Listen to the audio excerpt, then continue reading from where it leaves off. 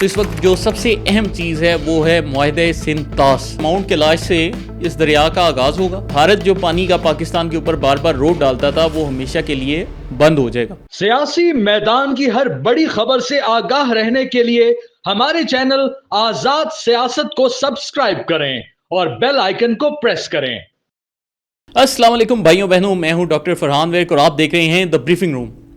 اور آج کے اسپیشل ایپیسوڈ میں ہم ذرا حالات حاضرہ سے ہٹ کر بات کریں گے۔ آج اگر ویسے اوورآل صورتحال دیکھی جائے تو D G S P R صاحب نے بلوچستان میں بھارتی دہشت گردی کے متعلق بات چیت کی، لیکن اگر ہم موضوع کو تھوڑا سا تبدیل کریں اور پاکستان اور بھارت کا جو اس وقت سب سے بڑا تنازع چل رہا ہے اس کے اوپر غور کریں تو اس وقت جو سب سے اہم چیز ہے وہ ہے معاہدہ سندھ طاس، انڈس واٹر ٹریٹی۔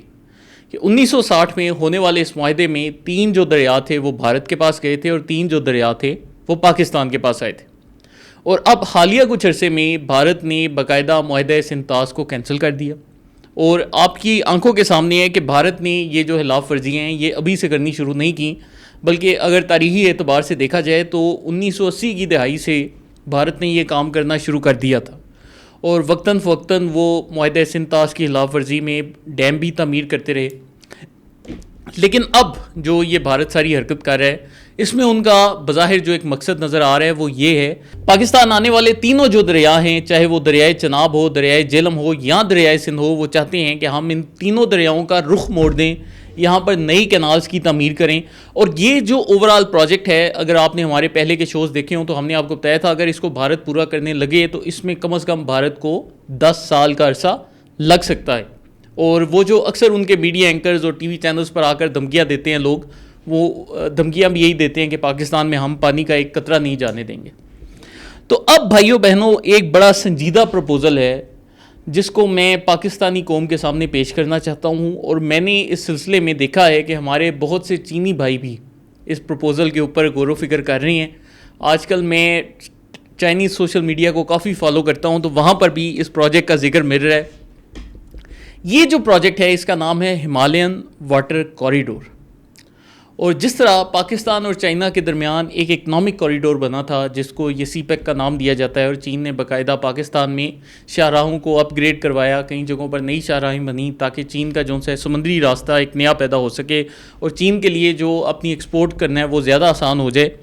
اسی طرح ہی اب ضرورت اس امر کی ہے کہ پاکستان بھی بھارت کے آلٹرنیٹو کچھ طریقے تلاش کرے، اور اس میں جو سب سے اہم ہے وہ یہ ہمالین واٹر کوریڈور کا رول ہے۔ یہ کوریڈور کیسا بنے گا اس کے لیے پورا ایک ریسرچ پیپر بھی ہمارے پاس ریڈی ہے۔ میں چاہتا ہوں کہ ہم باری باری اس کے جو پوائنٹس ہیں وہ آپ کے سامنے کرتے جائیں کہ بھارت میں یہ جو دریائے سندھ ہے اور جو پاکستان کے تینوں دریا ہیں ان کی جو ابتدا ہوتی ہے وہ چین سے ہوتی۔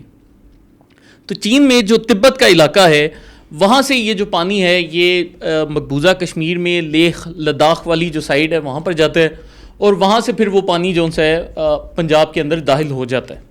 لیکن اب کیا ہوگا کہ اگر پاکستانی حکومت چینی حکومت کے ساتھ مل کر کام کرے تو چین سے ہی دریا کے پانی کا رخ موڑا جا سکتا ہے، کہ وہ کینالز جو کہ بھارت نے مقبوضہ کشمیر میں قائم کرنی ہے اور ان دریاؤں کا رخ پاکستان سے موڑنا ہے، تو اس لیے زیادہ بہتر یہ ہے کہ وہی کینال جو سی ہیں وہ چین کے اندر ہی بن جائیں، اور چین سے اس پانی کا رخ تبدیل کر کے اس کو گلگت بلتستان میں داخل کیا جائے۔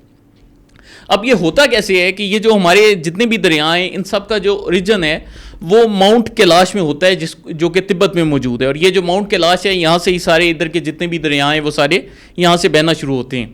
اب اس کی پھر جو ٹریجیکٹری بنے گی وہ ایسے بنے گی کہ ماؤنٹ کیلاش سے اس دریا کا آغاز ہوگا، اور وہاں سے پھر ٹنلز کے ذریعے، کیونکہ وہاں پر بڑے پہاڑ موجود ہیں، تو اس ایریے میں اگر ٹنلز کے ذریعے ایک پورا پیرلل ٹنلز کا نظام قائم کیا جائے اور اس کو پھر گلگت میں سست کے علاقے سے داخل کیا جائے۔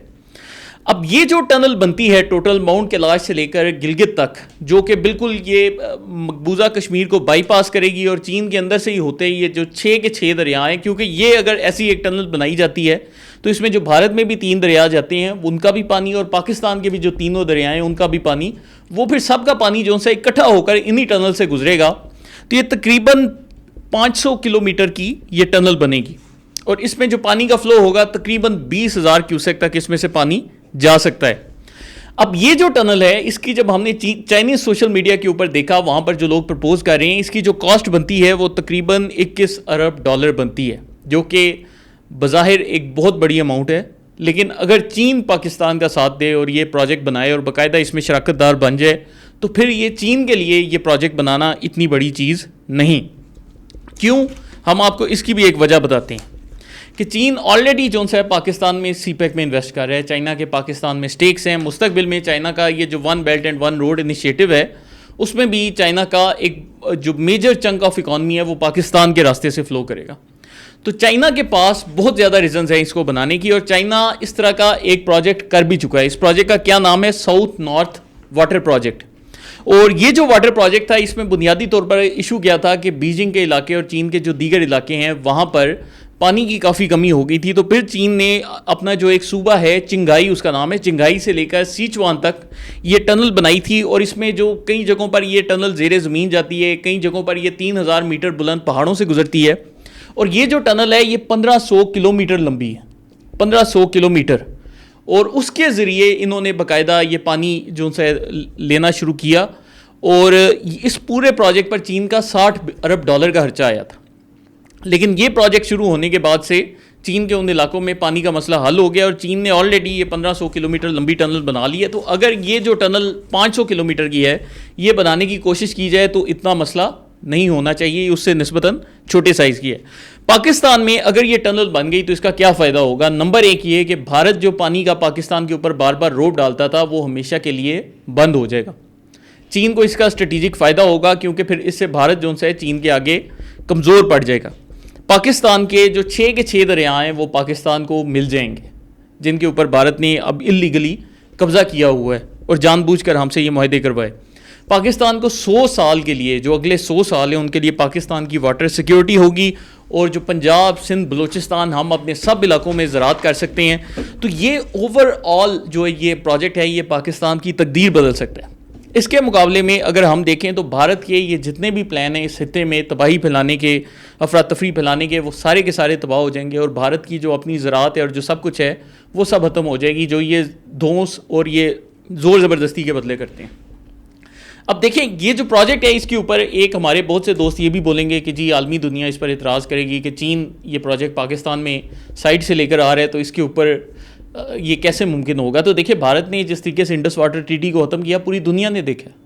تو اب تو پاکستان کے پاس ایک لاجیکل ریزن بھی ہے کہ ہم کیوں نہ یہ جو پانی ہے اس کو اپنے اوپر سے گزاریں، بجائے اس کے کہ ہم اس کو مقبوضہ کشمیر جیسے علاقوں سے آنے دیں.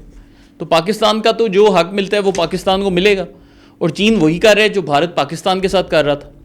تو اگر تو یہ جو پروجیکٹ ہے اس کی اوور آل اگر مارکیٹ میں ایک دفعہ ہوا بھی چل پڑی تو یہ جو مودی سرکار ہے اس کی سٹی پٹی گم ہو جائے گی، اور یہ لوگ جو سے ہیں پھر سوچنے پر مجبور ہو جائیں گے کہ ہم یہ کیا حرکت کر رہے ہیں. تو دیکھیے اولین تو ہماری ترجیح ہونی یہی چاہیے کہ یہ جو پانی ہے جس خطے کا بنتا ہے، جس طریقے سے عالمی قوانین ہے ویسے ہی ہونا چاہیے، اور کسی ملک کو دوسرے ملک کا پانی نہیں روکنا چاہیے. لیکن اگر بھارت پاکستان کا پانی روک رہا ہے تو پھر یہ جو ہمیں ہمالین واٹر کوریڈور اس کے اوپر سنجیدگی سے چینی حکومت سے بات کرنے کی ضرورت ہے. اگر ہم اس پروجیکٹ کا پورا امپلیمنٹیشن کا ٹائم لائن بھی دیکھیں تو تقریباً اگر پاکستان اب اس پروجیکٹ کو چین کی مدد سے شروع کرے تو اس کو بنانے میں 10 سال لگیں گے. لیکن 10 سال کے بعد پھر اس خطے کا کیا صورتحال بنے گی وہ پھر آپ کی آنکھوں کے سامنے ہے. تو اب وقت آ گیا ہے، میں سمجھتا ہوں کہ ہماری ریاست کو اس پورے پروجیکٹ کے اوپر سنجیدگی سے غور کرنا چاہیے، اور یہ بھارت کو بھی واضح پیغام دے دینا چاہیے کہ اگر آپ نے پاکستان کے ساتھ پانی کے اوپر اس طرح کی حرکتیں کرنی شروع کی تو پاکستان ایک الٹرنیٹو آپشن رکھتا ہے. چینی ہمارے بھائی ہیں، الحمدللہ انہوں نے اس پوری جنگ میں بھی ہمارا ساتھ دیا. اور دیکھیں دوستی کا پتہ آپ کو تبھی چلتا ہے جب آپ کے اوپر کوئی مشکل ہو، کوئی مسائل ہوں. تو چین نے ان مشکل حالات میں جس طریقے سے پاکستان کا ساتھ دیا اس کی مثال نہیں بنتی. تو یہ بھی جو پورا پروجیکٹ ہے اس سے نہ صرف چین کے اپنے جیو اسٹریٹجک مفادات جڑے ہوں گے بلکہ پاکستان اور چین کے درمیان دوستی بھی گہری ہوگی، اور یہ جو بھارت ہے وہ پھر آہستہ آہستہ کمزور ہوتا جائے گا. تو یہ ایک تجویز تھی جو کہ میں چاہتا تھا کہ ہماری جو پاکستانی آڈینس ہے اس کے سامنے بھی آئے، اور آپ لوگ بھی ذرا سنجیدگی سے سوچیں کہ کچھ حل تو ٹھیک ہے ہمارے پاس موجود ہیں کہ پاکستان کو ڈیمز بنانے چاہیے، وہ بالکل بنانی چاہیے. لیکن اگر بھارت پیچھے سے پانی بند کر دے تو ہم نے ان ڈیمز اور واٹر ریزروائرز کا کیا کرنا ہے؟